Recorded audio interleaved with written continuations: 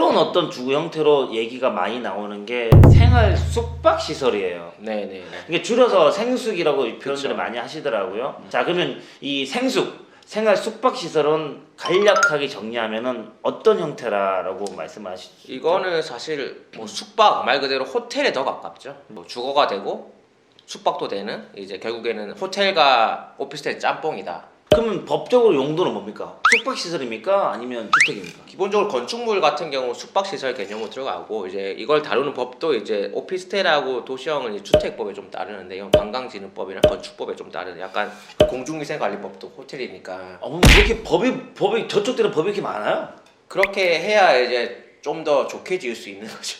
그럼 정리 한번 네네. 해보시죠. 첫 번째 건축법, 네네네. 두 번째 관광진흥법, 세 번째 공중위생관리법. 그러면 이 생숙을 지을 때 뭐 짓는 개발업자 입장에서는 뭐 용적률 인센티브라든가 이런 것들이 주어지나요? 특별하게 그거에 대한 거는 이제 없는데 아무리 호텔이다 보니까 용적률이 일반 오피스텔이나 도시형보다는 조금 더 높게 나오는 걸로 알고 있습니다. 그래서 그냥 오피스텔이나 그다음에 도시형 생활주택을 지어서 좀 수익성이 안 나온다. 네. 왜냐면 이 비싸게 땅값을 주고 매입을 했는데 요거밖에 못 지으니까 세대수가 뻔해서 분양을 해봐야 답이 안 나오는데 네네네. 생수고 지으니까 같은 돈을 주고 산 땅이 이만큼 세대수가 더 짓는 거죠. 그죠? 그런 것도 있죠. 그런 것도 있고 실제 이제 숙박을 하다 보니까 예. 그러니까 오퍼레이션을 하잖아요. 예. 그럼 일반 임대보다는 사실 그거는 이제 훨씬 더 많은 부가가치가 들어갈 수 있는 거죠. 수익적으로도.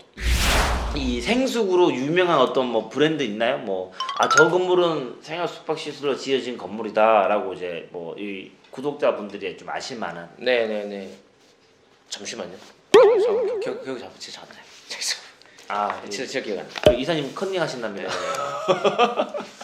아니 최근에 이제 그 남산에 짓고 있는 게 있는데 신세계 빌리브. 남산에 네, 신세계 빌리브 이런 거 다 생활형 숙박 시설이고요. 기본. 이제 요새 그 SK D&D에서도 SK D&D 예. 많이 이제 하고 있죠. 그런 것들 요새 뭐 계속 우후죽순 생기는 것 같아요. 브랜드 붙여가지고 새로운 어떻게 보면은 형태이기도 하고 한편 또 그 시장에 브랜드를 만든 거죠.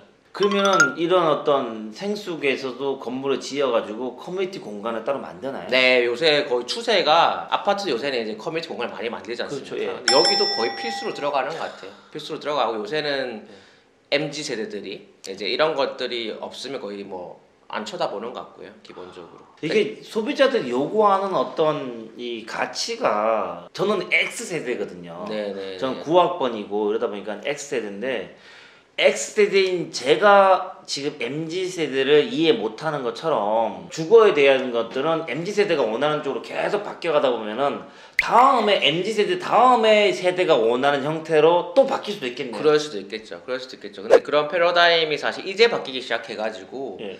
뭐 사실 보시면은 요새 1인 가구가 제가 알기로는 한 전체 인구 한 10%대로 알고 있어요. 앞으로 더 많아질 거예요. 예, 근데 최근 한 20년 안쪽으로 거의 한 30%대 이상. 그럼 결과적으로 1인 가구가 살 공간들은 당연히 훨씬 더 필요하겠죠. 늘어날 수밖에 없는 공간이고 그러면은 그런 거에 대한 외로움, 뭐 정서 결핍 예를 들면 이제 그런 것들이 아까 얘기했던 그런 공용부 공간들, 커뮤니티 공간들 이런 쪽 풀 수밖에 없을 거라고 생각할 수 있습니다. 그리고 요새 뭐 코로나 코비드라서 사실은 어쩔 수 없이 재택근무. 근데 요새 그런 공간에 또 코워킹 공간 또 밑에 만들어 놓거든요. 요새는 또 라운지 공간에서. 그렇죠. 예. 그러다 보니까 요새는 뭐 근접도 아니라 직주일치가 돼버리고. 그렇죠. 일체죠. 일체. 예, 예, 그런 이제, 부분들이 되기 때문에 향후 뭐 10년 안쪽은 다 계속 그런 식으로 개발되지 않을까. 그리고 아까 얘기하신 대로 MZ 세대 같은 경우 특히 서울에 사시는 분들 MZ 세대 같은 경우는 아시겠지만 뭐 아파트값 뭐 10억 하지 않습니까?